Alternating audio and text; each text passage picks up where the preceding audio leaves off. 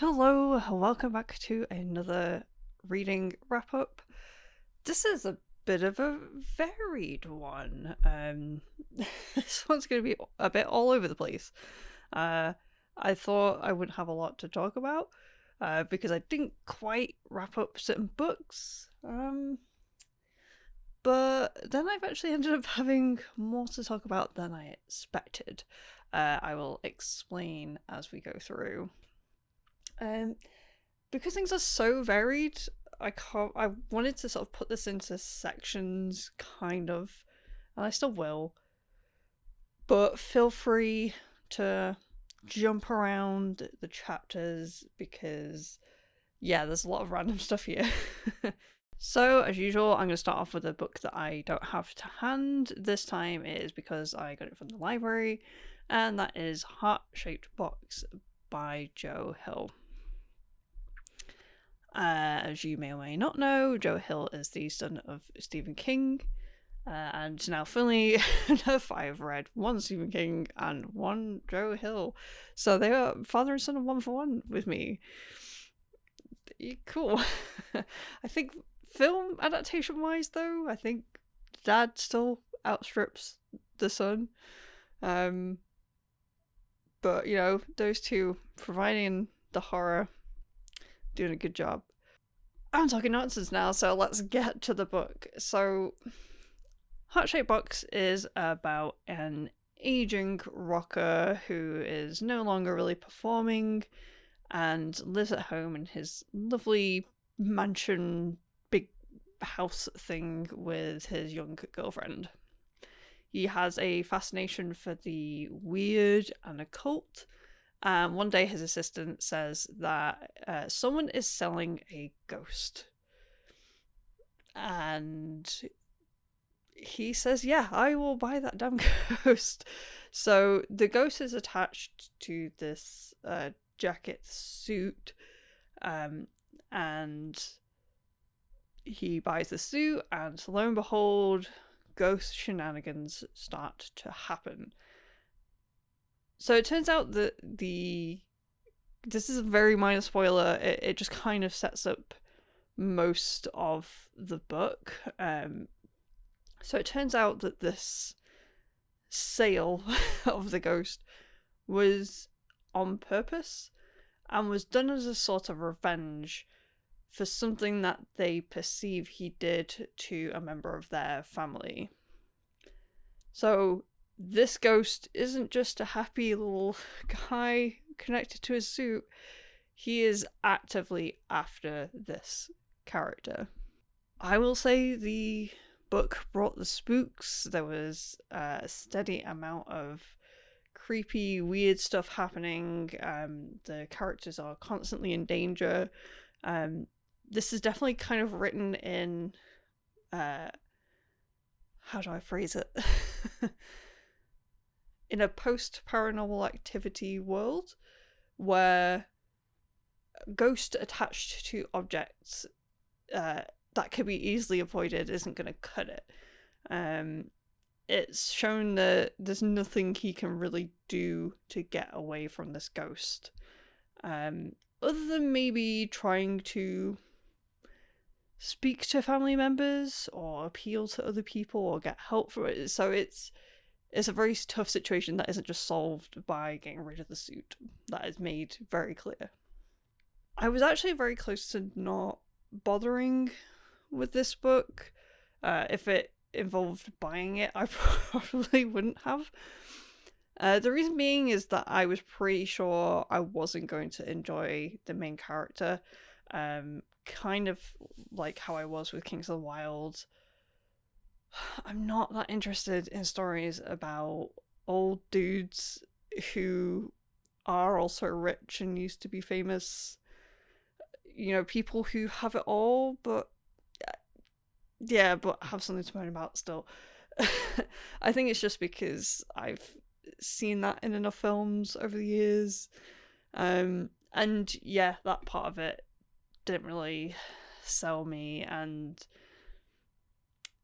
the character's a bit of a shit. But there is growth there, and there is a journey, which is pretty satisfying, which I won't spoil, so it doesn't go too hard into the trope. And I think I probably ended up liking him more than I thought I would. I also kind of wish he'd just find an older girlfriend. But that's a whole other issue. Yeah, this was a Halloween read. Obviously, Spooks would have had. I don't really know how to rate it. Probably a solid 3.5. I think for if people are more into the old rocker character, they'd probably get more enjoyment out of it. That is Heart-Shaped Box. So I started reading another horror-themed book, and it was my intention to finish it for October, and I absolutely could have done. I had nothing going on Monday other than being in recovery mode from Comic-Con, but unfortunately I just found myself not wanting to, and I have DNF'd it. Maybe shelved is the right word. I've done the unthinkable. I have dog-eared a page so that I can come back to it in the future. And that book is Your Body Is Not Your Body. I've mentioned this before. This is a book that it's a horror anthology where a lot of trans writers were invited to contribute with the money from the fundraiser going to trans youth in Texas. So, it's a book for charity, so it already wins points before it even starts. So if I didn't get any enjoyment out of it, I'm already kind of happy that I contributed and A, kind of supported these creators, and B, supported this charity. So why did I DNF it? So it's a short story collection, and I think it's fair to say that every short story collection out there has its hits and misses. You can find collections by the greats, and there's always going to be duds in there. If you have an anthology that you think is all hits, let me know. But I think even someone like that I love a lot, like Junji Ito, even his sort of anthology mangas, some of them are just kind of, yeah. He's written some of my favorite horror, and yeah, even he can come up with something that's a bit meh. So, but the issue with this, I wouldn't necessarily say that it's because there was a lot of misses. So I think it's pretty common in sci-fi, fantasy, horror short stories to be quite vague or surreal, abstract. Stories that don't have a lot of explanation to them. They can be very experimental. My problem was that was almost every story. And after reading a bunch of quite experimental stories, I was really craving something that just was straightforward and said what it wanted to say. There are some excellent stories in here. I'd say like the highlight for me was maybe the second one, where there's sort of a doxing situation where someone in a relationship with the main trans character is upset by everything they're demanding and then doxes them, and then a group of people come to their house to attack them, and this just turns into like John Wick times by Tekken or something. It's very punk, it's very violent, and it's clearly just like the writer writing something that's very cathartic to them, and that is something I think for a certain audience, a lot of this will be kind of cathartic, or it will be exactly what they're looking for. But unfortunately, I just think the mix of the stories kind of lets it all down. Like, I couldn't even really think of much other stories that were a highlight to me, because everything was just drowned in abstractness and weirdness. And like I said, I just wanted a few more stories that were just regular and normal, just to find that balance. I think in a different anthology, if you plucked one of these stories and put it in something else, they might shine even better. So I kind of think this is more of a editing issue than a writing issue. I only got halfway through, so there might be some fantastic stories I'm missing, but yeah, I think just that problem was wearing me down. So each time I approached a story, I was sort of thinking, right, let's get through it. Let's beat it to the end. And I realised that I wasn't happy reading that way. I don't really want to read just for the sake of finishing. There's some where I'll be on the edge, but I just realised I wasn't enjoying my time with it. So it's going back on the shelf. I might pick it back up next Halloween maybe and just knock out the last 100 pages. Because obviously I won't need to reread anything. If you're after something like this, either check this out or go check out Books and Bow. They were recommending some great queer horror books over the month of October, so maybe have a look at what they're offering. But also I don't want to push you away from this because it's donate stuff to charity. So check it out. At least. But unfortunately, it just was not working for me. Now we go from fantastical horror to very real ones. I picked up We Have Been Harmonized, Life in China's Surveillance State by Kai Strittmatter. Yeah, it's not very often I get the tabs out, but there was a lot to highlight in this book. To the point where I wasn't just taking this book out with me when I could have done, because I wanted my highlighters and my, stationery around. Basically, this book is written by someone who's spent a number of years in China. He's a journalist. So there's a bit of background to modern China in general, including like the party and how the police operate. And then we move into how the internet of China operates, and we look at censorship on a massive scale. It's very worrying, and also surveillance on a huge scale. One of the sections I highlighted was the journalist spoke to someone on WeChat and arranged a meeting to interview him about something relating to this book. And the guy was an hour late because the secret police stopped him on the way and said, "Hey, we saw your messages on WeChat. And in case you don't know, WeChat is more like WhatsApp. It's a private messaging app. It's not like Twitter. These are not supposed to be public messages. So they saw his message on WeChat and said, "Would you consider not going to this meeting?" Yeah, I mean, he did.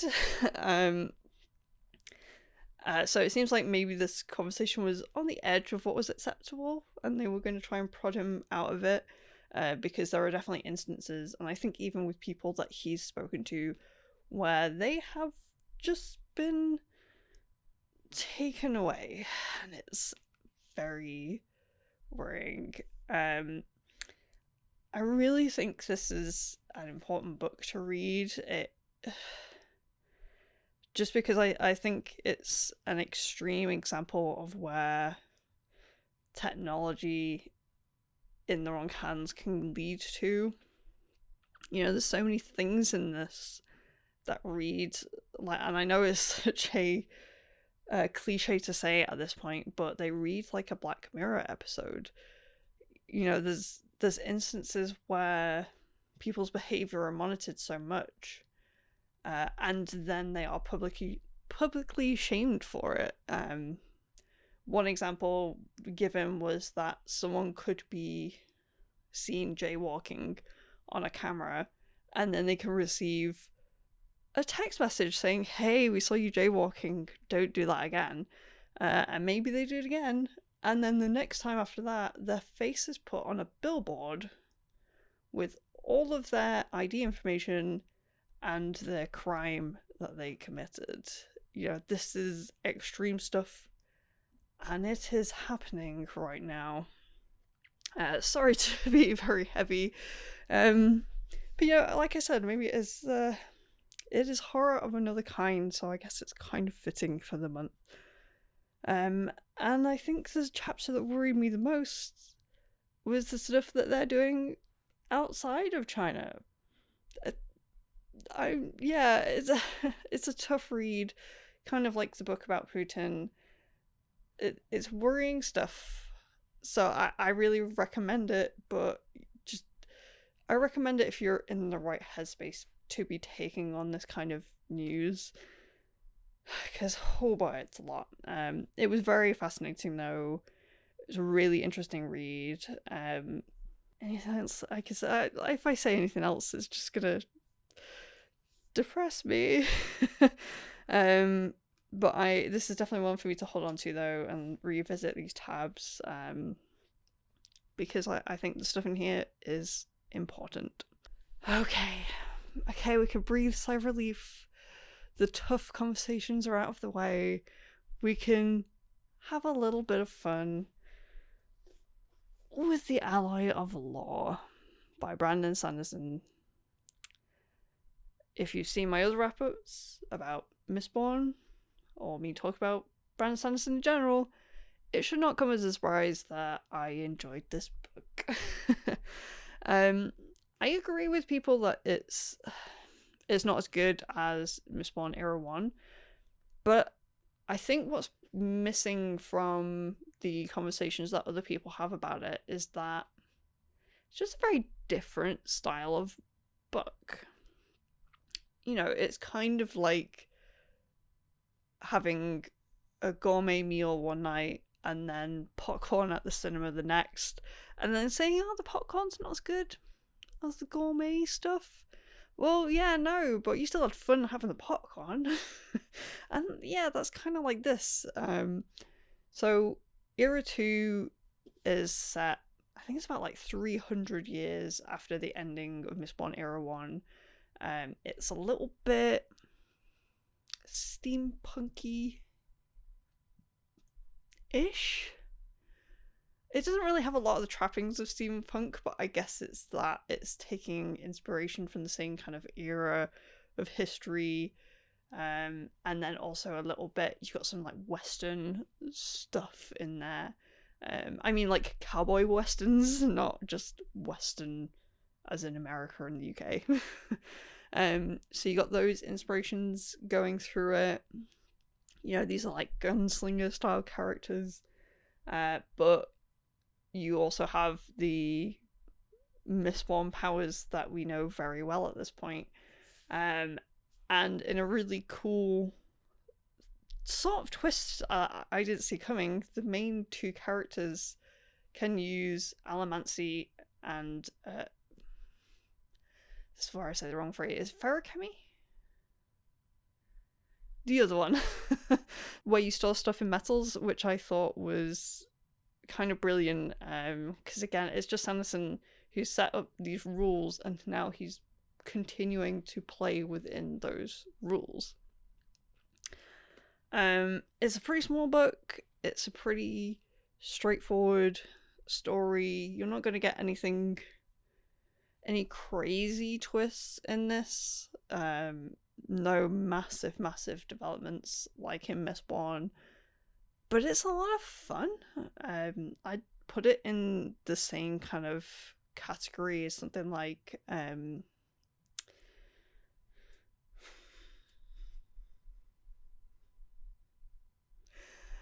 the wizard detective. What's he called? Oh god, it's gone from my brain. You know what I mean. Yeah, you know what I mean. But, it's in the same vein as, these kind of very short, kind of a mystery book with a bit of action, a bit of humor, and it's just a good laugh.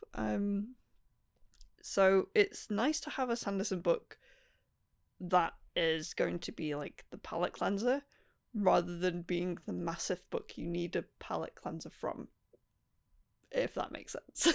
So yeah, I have fun with it, and I'm looking forward to reading the other two. The fourth one is out very soon, but I think at this point I'm not going to rush to get through it. But I'll probably have at least another one read by the end of the month, maybe two. We'll see how I feel. Yeah, I like it.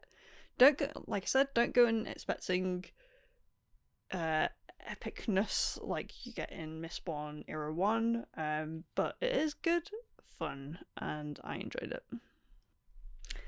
Oh, my fave. My absolute fave. Perdido Street Station by China Mieville. I have done a big review of this book, so I'll try and do a shorter version of that here.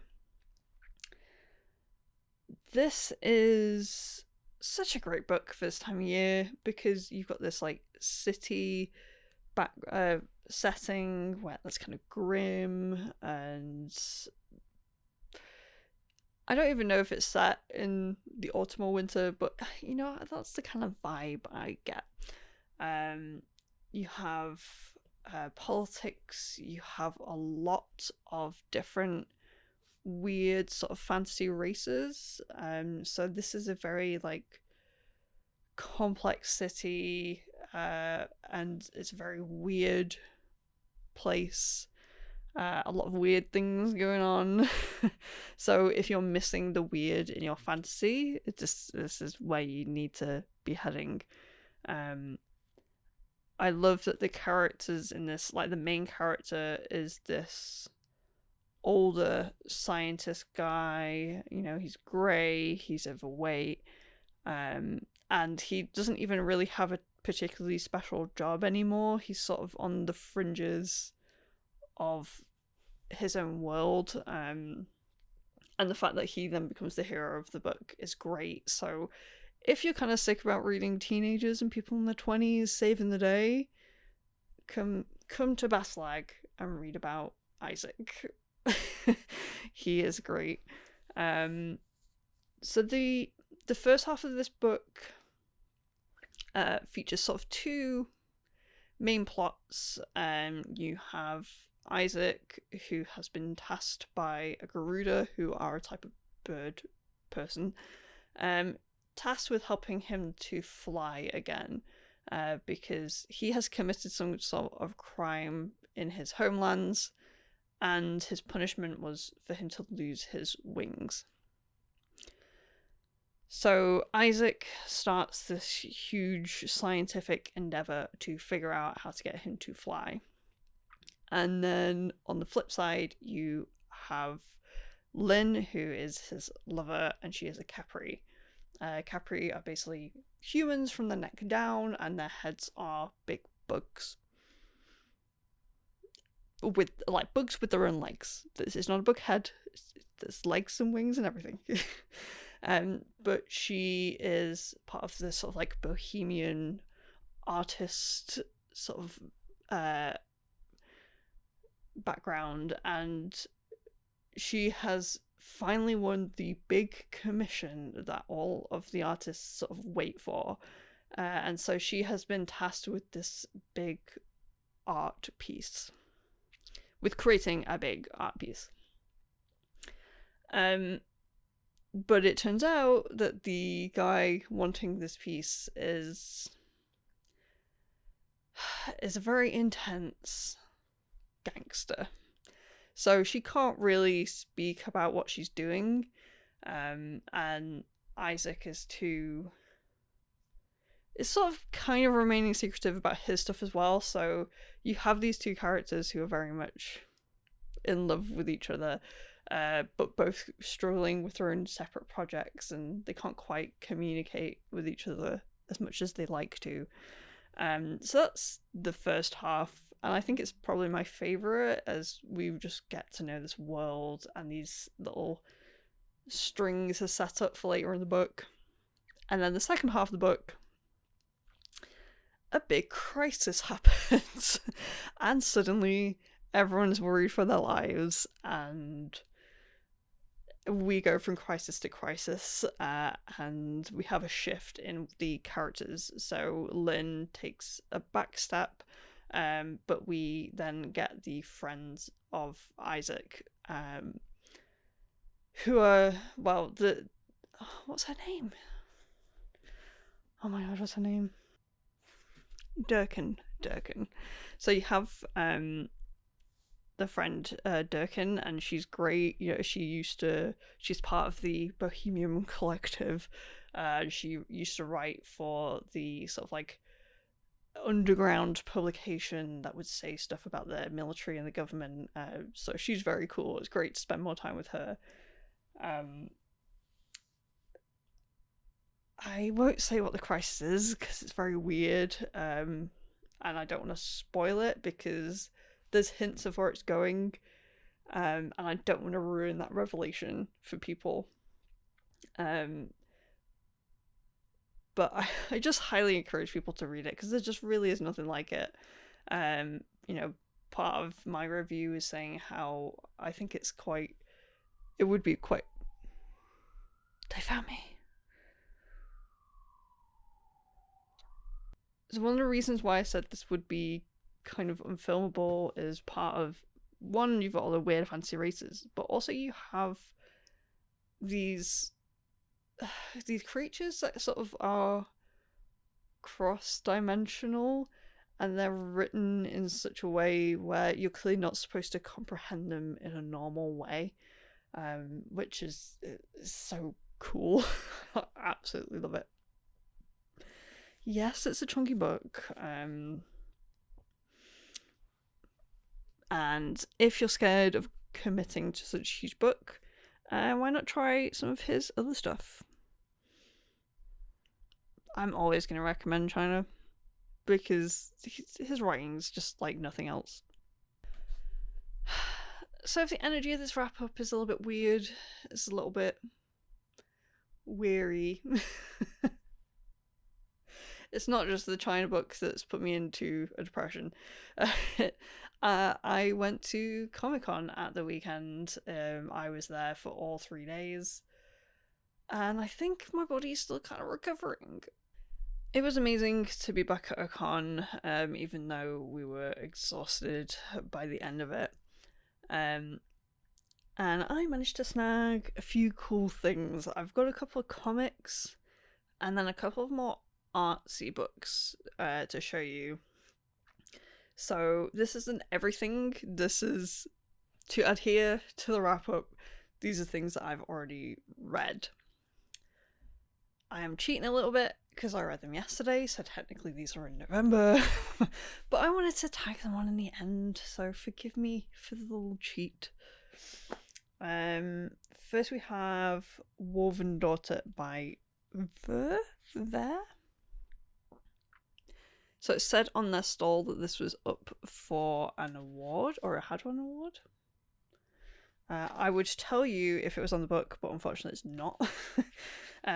But this is an interesting short story about I guess it's sort of like a religious group. And they pick a girl to be the daughter of something, and this daughter is tasked with following this big fire demon beast while it goes around and burns the land. So it's never explicitly said what its purpose is, but you're kind of left to guess at the end. It's very atmospheric, very cool, and the art in this thing is crazy. It's beautiful. And that's sort of what I'm after at Comic-Con. I love looking at the different artist styles and collecting new things. The only thing is I end up getting a lot of prints and I just don't have space to display all of them. You know, I still have stacks from previous cons. So I love it when I can get a comic or a book because then it can go on my shelf and I can pick it up and admire it whenever I want. So next is like probably something even more... Is abstract the right word? But is this a beautiful thing? Kai Gyo by... I don't think they have their name in it. Oh, there it is. Nanami Takeuchi. So this is sort of a retelling of a Japanese fairy tale myth. Myth's probably a better word. Just depicting a lot of the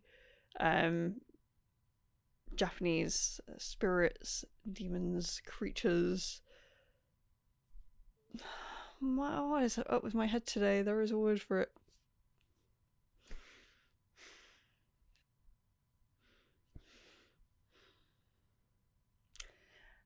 Editing Emma, please look up the word I'm after and display it here. My brain is dead. So let's move on. So no, actually, before I move on, there's not a lot of story to this. It's very whimsical. I very much got this for the art in it, and the art is incredible. And speaking of art, the next one is just an art book. No comic, no story, so it's probably a little bit weird to be bringing up in this book wrap up, but I just wanted to show off the cool art. I mean, you get stuff like this, and you know, stuff like this. It's pretty, it's lovely. I've loved browsing through it. So this is by Maria Duran. And that's the details on the back if you want to check them out. And finally, we have a comic book that has been on my TBR for a while. I've seen this online quite a bit and I've been meaning to check it out. So when I saw it on the stall, it was a perfect opportunity to pick it up. And that is Quarantine Comics by Rachel Smith.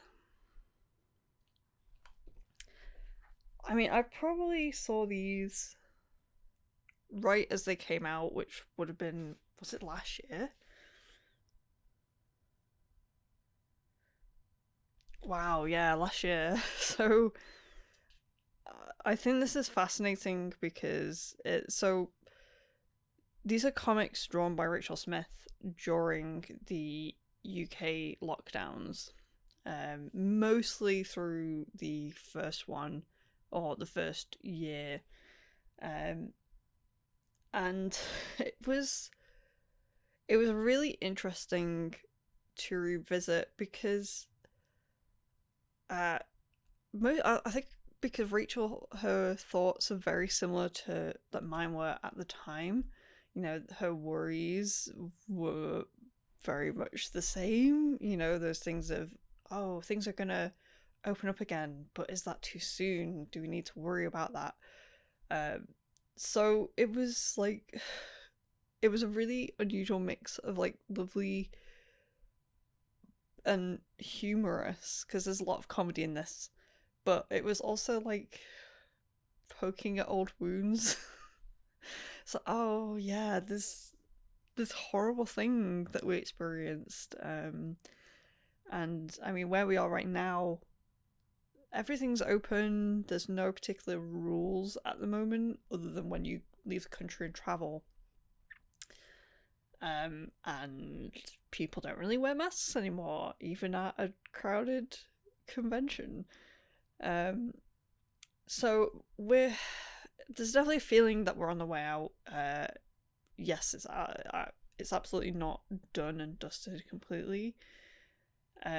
But we're in a very different place, and it's a place where it's so easy to forget how hard it was in 2020 and the start of 2021. But I'm really glad I have this now for that reason. You know, to remind myself of what that experience was like. You know, and I think it is important to remind ourselves that we went through a rough time. We went through a really bad time. Even the best of us, you know, even those of us who said, yeah, we had it, we have it lucky. Even though those of us who were lucky still had a rough time. So I think it's maybe a good reminder to be kind to yourself. You know, you might still be dealing with a lot of the trauma and the stress of that time. You know, it really wasn't that long ago. And like I said, it's actually still ongoing. So I'm going to finish this by saying this is a great book. It's very lovely. I am going to look at more of her stuff, I think. And then after that, I'm just going to say be kind to yourself. Treat yourself. You know, read this and then find something nice to do. Have some me time, some healing time. Wow, this has been a dark video. My mood's been weird, but maybe it's because of all these books I'm reading. I have some. This is not done. This is now on the go. We are into the fantasies, so November should be fun. October was fun, but I don't know. I don't know what's going on with me right now. So I'll leave it there. The con was great. October was fun. These were some great books, even if some of them made me a little bit depressed. I've been Emma. I'm now going to go back to doing some reading, and I'll see you very soon. Bye bye.